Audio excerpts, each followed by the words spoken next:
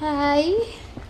Pag-utang tagkamunggay na may kalabasa munggo, ayan.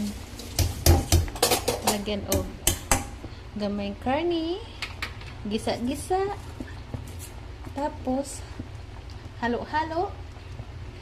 Pwede na yan. Yan. Hindi ko na yan pinaan kung paano, basta yan na yun. Among gulay ngayon, among panihapon ay utang kalamunggay na may kalabasa.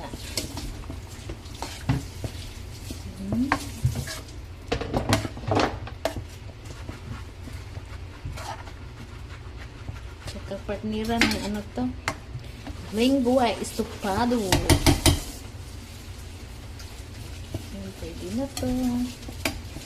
Pakuloin konti. Tapos pag kumulo, pwede na.